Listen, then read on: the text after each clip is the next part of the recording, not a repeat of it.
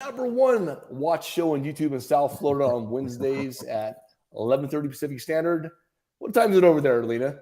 Or 9:30. 12:30. We're 9:30 here Pacific Standard, 12:30 Eastern Standard Time. And I guarantee we're the #1 real estate show. And the Dream Team is back in action. Alina was on an amazing vacation, much deserved. So before we start about anything, I want to hear about this vacation. Well, never been in South America before, and I thought being in Miami and living in Miami, suppose it's not.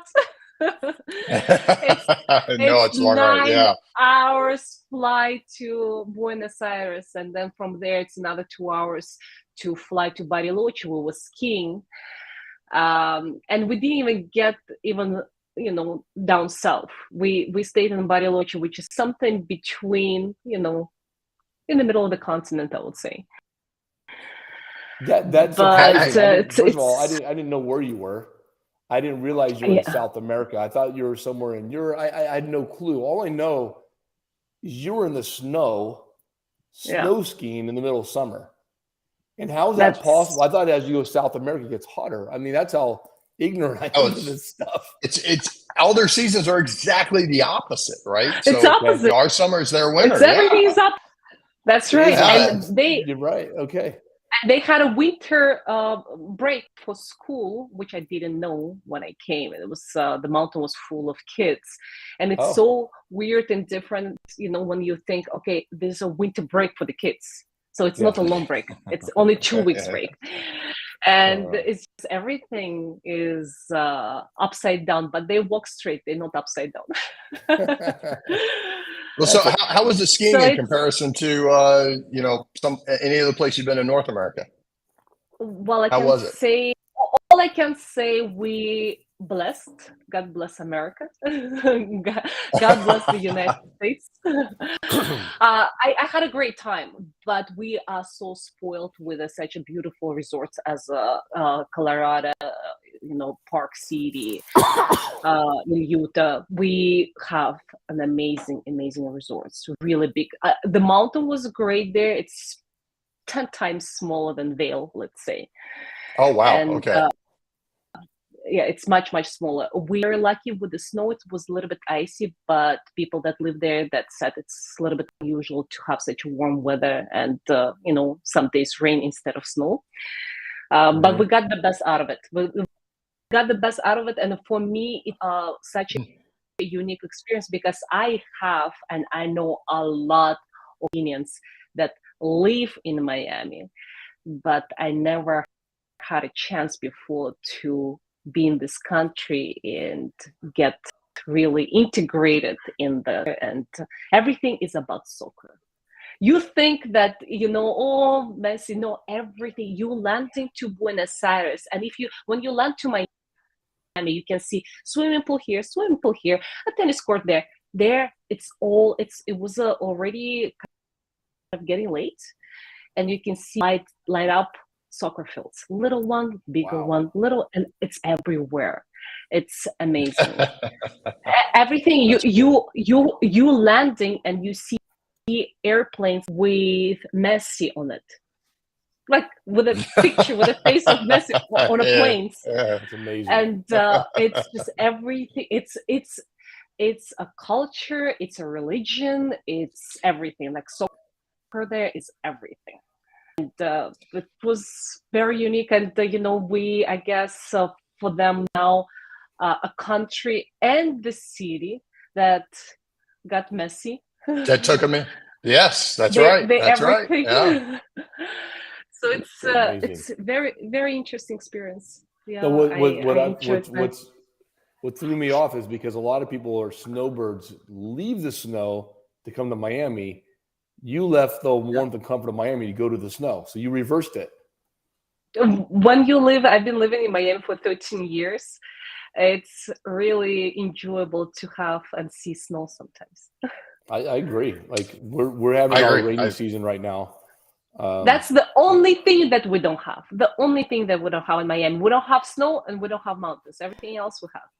Yeah, we get these little monsoons. Like even this morning, I was out having coffee by the pool, and it's starting to rain.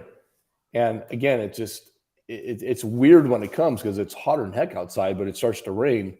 So that's the winter we get is when if it rains. It gets cold over here, but I'm just saying to get it in the summertime it's just weird. I'm not used to that. And Alina, I want to compliment your team while you're away. So I reached out to you because I was checking in to see how one of the deals that we discussed, how it was working out for you. Mm-hmm. And I would say within 10 minutes, I got a message back from one of your people saying, hey, she's gone, but anything I can help you with. But she was very responsive, very quick. And it was just, it wasn't a real business deal. It was me just checking in. So, there was no need. But I have talked to others that, when they're gone, there's nobody there, and your team is all over it. So kudos to you for setting up a good team to respond while you're away. So I wanted Thank you, you, Scott. That's very nice to know. And it was Ava. So maybe she's watching. Thank you, Ava. Ava's all over it. She's in my WhatsApp on my second window here, and she's really good about messaging back. Is she a newer? Yeah. Is she do your social media too, or is that somebody different? She is my. She's my assistant now in AGK Realty and everything related with AGK, social media, paperwork, transactions. Yes, yeah, she's been very proactive. She played a role in the seminar we did, right? In setting that up. That's right. Yeah, she was setting up our seminar. She's very smart. She built one of my websites for pre-constructions. Oh, cool. I was thinking that I'm going to be hiring the team, but she said, no, I'm going to do it. So she built the website. I'm very, very blessed and happy. It's nice to have a good team. 100%. It is. Talking about vacation, I was thinking that I'm turning off my phone and I'm not going to be communicating with anyone for the next 10 days, but it happened a little bit differently, and I'm happy that it happened the way it happened. We went under contract for the penthouse.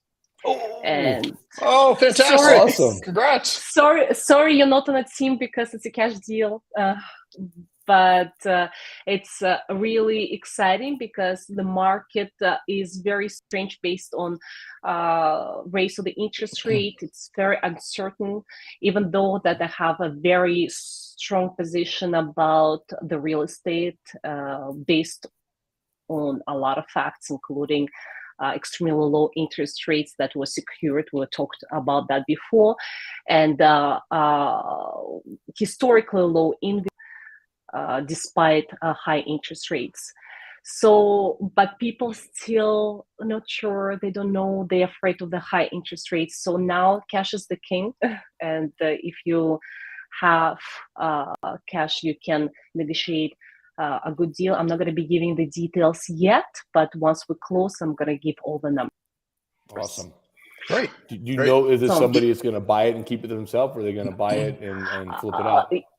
Yes, he's going to keep it himself. He has relatives that live already in the building, and he is very familiar with the building. By the way, it's going to be this building is a couple properties, two, three, away from Porsche that we discussed before, where Messi has an apartment.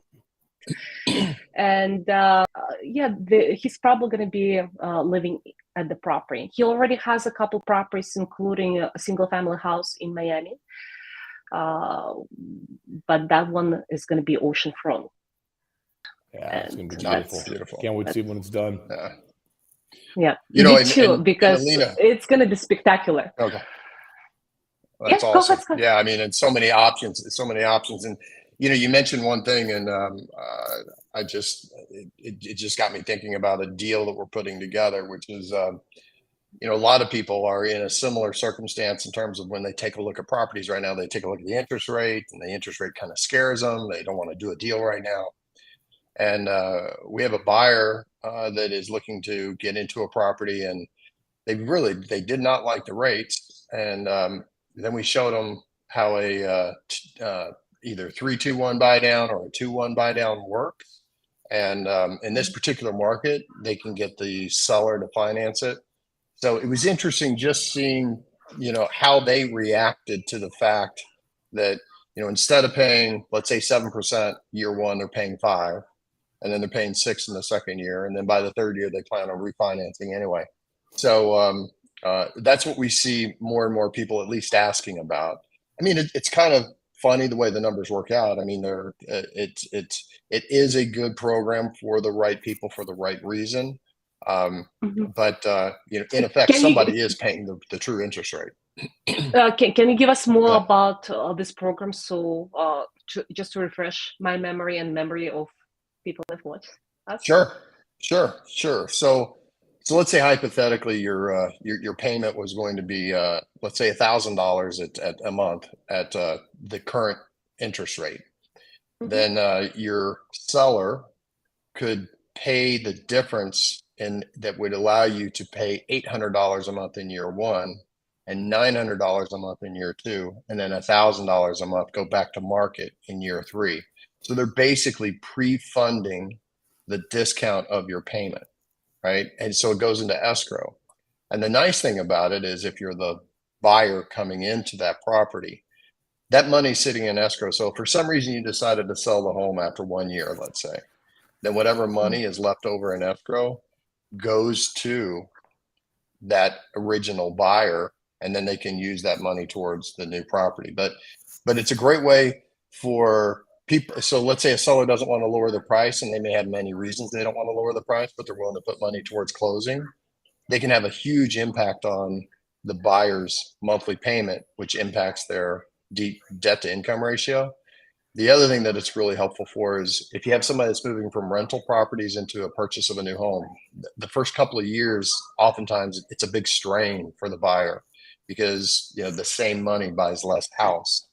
If they do something like this, they can buy typically an equivalent size house to what it is they're renting for the same rate.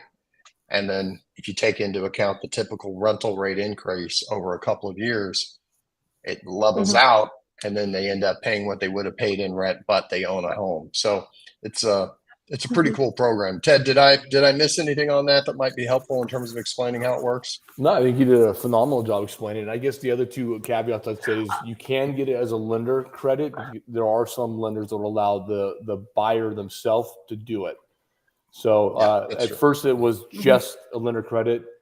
Then they expanded out the guidelines to include letting the buyer say, you know what, I want to pay for the 2-1 buy down. And I think the point to highlight is that the difference between this versus just buying down with points, buying on the rate, if you have a short-term window where you're going to refinance, this is going to be the better option because you're going to save more and get that money back because it's held in escrow versus a buy down. Once you pay it, it's done, it's gone. Long term, when we do our reports, it seems to be that the permanent buy down over time is a better strategy. But short period of time, you get the flexibility in the money back if you go to refinance, and you get a bigger jump in the first year because you're going down 2% versus you do a buy down, maybe you're buying it down 1% max.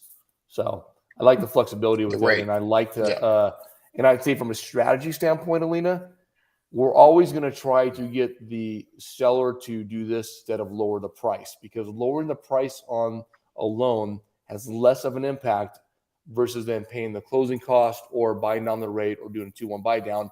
And you protect the neighborhood value. You're not running your own value down by bringing the comps down, right?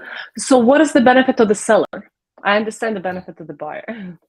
Well, if the seller's going to give up that money, they're going to give it up regardless. So the benefit of the seller is going to get the deal to close. So yes, when they're renegotiated the price, but instead of crediting the sale price, he's crediting is it the closing cost or it's something else?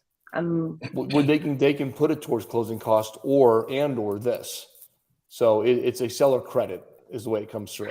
But how does it work with the seller credit? He put those money on escrow and it's getting released by little by little, or how that works? So it actually goes to the lender, and the lender puts it in an escrow account that they control, and the lender draws out the differential every month to offset the interest that they were going to pay normally. And it's usually you mentioned it's usually 1 year or 2 years. They actually have a 3-2-1 where it drops 3% the first year. They have a 2-1 where it drops 2% the first year, and they have a 1 year. So it depends on how much you can negotiate. The max there is a 3-2-1 buy down.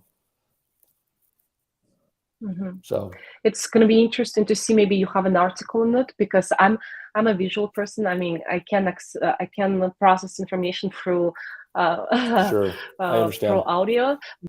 Ted knows. Ted gives me some. Okay, this is your max. I remember we discussed FHA loans. I'm like, wait a minute. Okay, I got it, but I need everything in writing, because then the percentage goes up on the head. It's when you see it, it's so much clear. I'm sure you're very good with the posts, and maybe we can share. Of course, that'd be great. We've done videos on it. We can refresh them, and spreadsheets. As you know, Scott's a magician with those. So any excuse I can give Scott to do a spreadsheet. I honestly, I go to restaurants and I need to figure out a tip. I know how to do that. I call Scott, hey, I need a spreadsheet. I'm teasing. Well, talking about the spreadsheets, Ted and I spoke about FHA loans, and it's extremely interesting program that I'm still crunching for my parents, and the numbers in Miami are tough.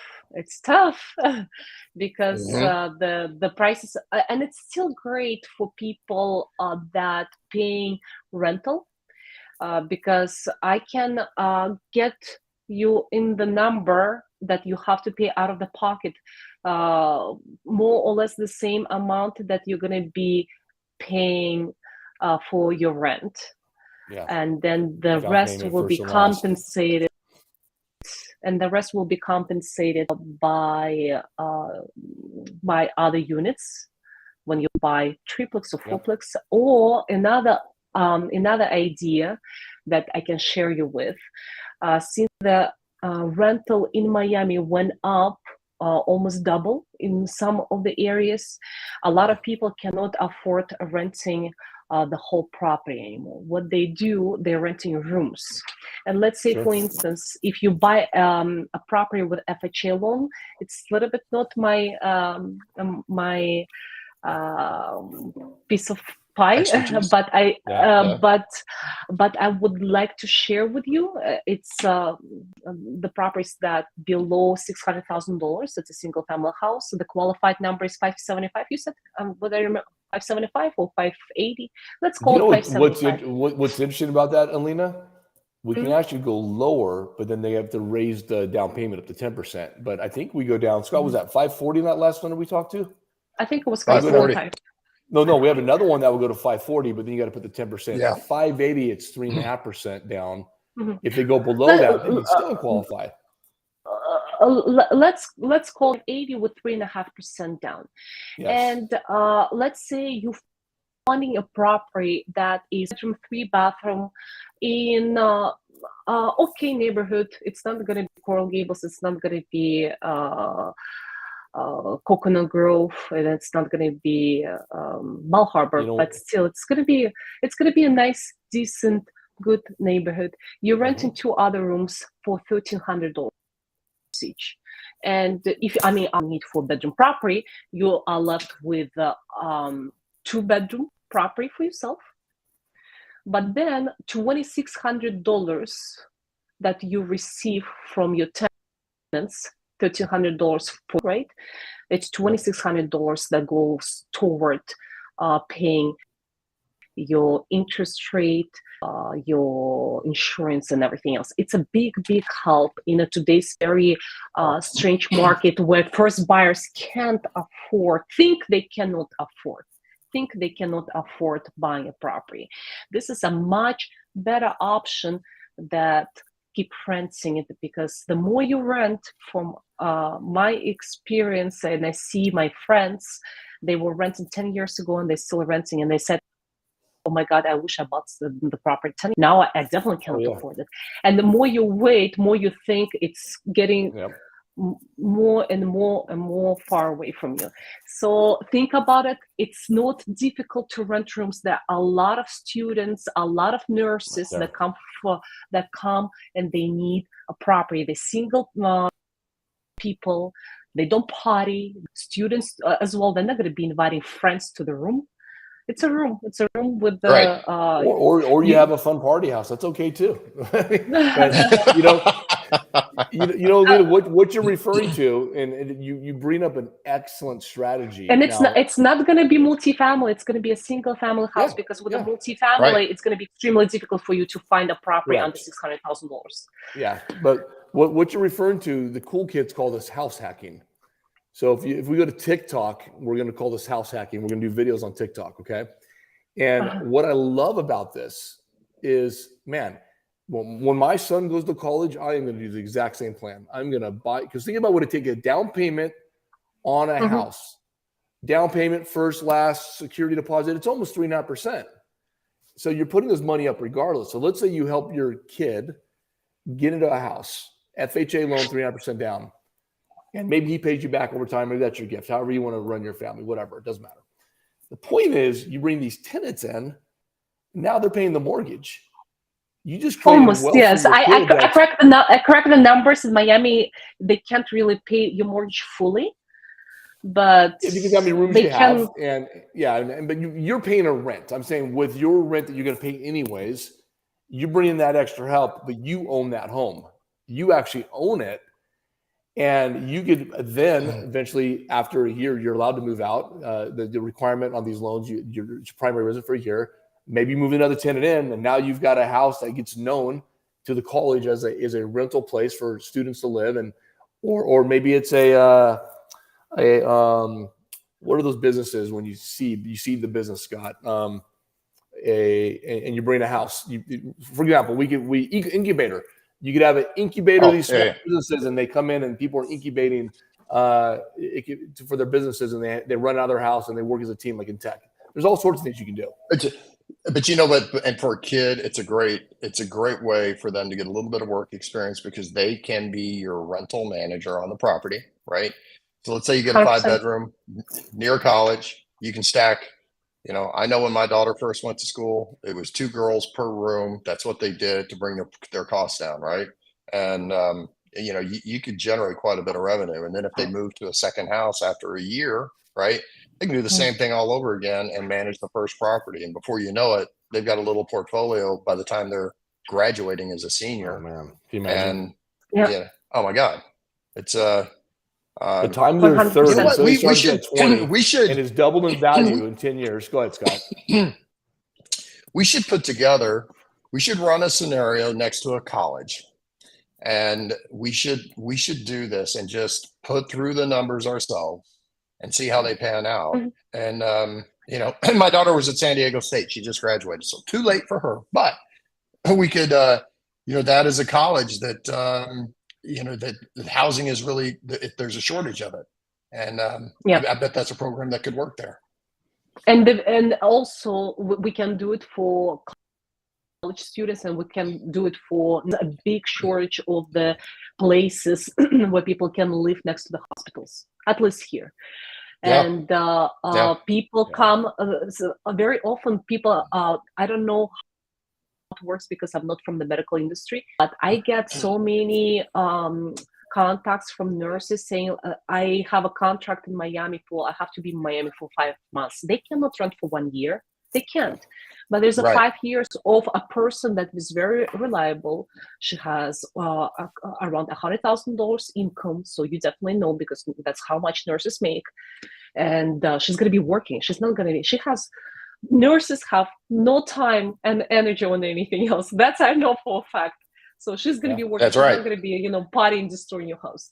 No, it's an ideal candidate. It's a great thing. And you know what I like about that too, Alina, is let's say you have let's say you go to, and I'm going to speak to what I know, Delray Beach, for example. Delray Beach allows short-term rentals. Delray Beach may change their mind at some point. So you know what? We don't want short-term rentals anymore. So maybe you buy one of these houses, buy a hospital or nearby hospital in a city like Delray Beach that allows short-term rentals. And then you have a backup strategy of long-term or short or middle-term with the nurses, Midterm, right? Yeah. So if your short-term rental, they pull the plug, no problem. I'm going to offer this up as rentals for nurses now. Right. So, and a lot of them get extended contracts. They come in for 5 months and then they may end up working 2 years. And that happens really frequently. So you don't even have a lot of people that rent to nurses don't realize that when they start, that the turnover is going to be much less than they thought when they started, because a lot of them, they just keep re-upping for the local job. So it's a great market. And Ted, you and I have talked about that before. That's a wonderful way to look for a rental property. Look for a rental property near a medical facility and go after that market. There are websites that are specifically set up for midterm nurse Furnish Finder. Furnish Finder is one of the biggest websites that specializes on the midterm. You're getting the direct contact information of the people, and you can communicate, pre-qualify them directly. And that's a good alternative for short daily rent.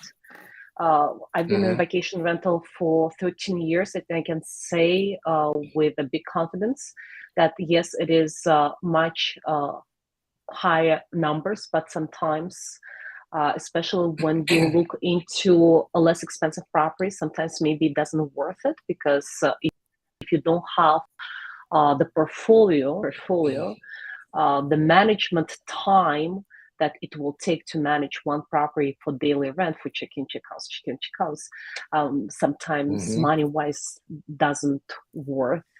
And the midterm is the way to go. It's all the numbers. So you need to, and then you need to put a number on time to manage this property. So if you don't have a management company and you're going to be doing it yourself, you can say, okay, how much money I will generate if I was doing other job that I'm making money with. And if the numbers, don't go together, And the same thing actually with vacation rental. A lot of people coming to vacation rental thinking that they're going to be managing it themselves, and they're buying a property. They don't know how much time it consumes, especially the less properties you have, because at the end of the day you put a lot of time, but then you don't have enough room to hire handyman, to hire full-time cleaning crew that will be reliable. Cleaning crew can cancel you because they don't work for you full-time, and because you only give them one property, and it's tough to do it by yourself when you have very few properties. Well, last thing I'll say about the neuro hospital too is that I think there's some advantage for, unfortunately people have family members that get admitted to the hospital and they need somewhere to stay. Like, I've had family members, I have to go extended periods of time in a different state, and having a rental that I have access to, that's, again, it's not always people want to vacation. Don't go far away thinking about a hospital so that you have to go and watch the relatives. Let's think about, for instance, children's hospital. Children's hospital, no matter what, you're going to go with a child. When you have a treatment of the child by himself, so you will have to rent a property for yourself, and maybe your husband is going to be with you, or your other kid's going to go with you, and you will have to temporarily relocate because of the situation with your other child. So if you're looking at the children's hospitals, it's going to be more likely families in need of 2, 3, 4 months of rental of not the hotel rooms, but real properties. That makes sense. Right. So that's another way to go. Yeah. We have a lot of hospitals here in South Florida, and if you strategize, and also, lately I've been very often questions about the subway, which we don't have regular classic subway, but we have a train. And I guess young generation or new young specialists, they use this type of transportation a lot, even though in Miami it's extremely difficult to live without a car. And if you start looking at the stations of train stations, maybe you're not going to be close to the hospital. For instance, we'll have a U-Health Center in downtown Miami, but it has a train station, and you can see what other train station is around and buy a property there, knowing that it's going to take them only 5 minutes to get to their job. Yeah, that makes sense. Well, guys, fascinating conversation today. This has been a great discussion. I think, Alina, why don't we give you the homework of finding a property that we run some reports on. So find a rental, maybe by a college, by a hospital, either way, it doesn't matter. And Scott and I will put together our numbers on it, show it to you, and then let's present that on one of our next shows. Let's do it. All right. Yeah. And you will be surprised. Everyone who's watching us or our audience, you will be surprised. The money that you pay right now will be approximately the same money and maybe even less that you will have to pay out of your pocket paying the mortgage. And don't forget, mortgage has a principal in there. So principal is basically is what your property cost, and it's not really fair to calculate it as an expense, but I want to show you the pure picture, and Ted and Scott as well, to show you how much a month you have to pay, including the principal, and you will be surprised. You are paying approximately the same amount right now on your rent. 100%. I agree. All right, team. Well, hey, welcome back, guys. Great to see you, Alina. Fantastic conversation. For the Real Estate Mortgage Insiders, Ted Hicks, Alina Meledina, Scott Benson. We'll see you next week. Thank you so much. Bye. Bye.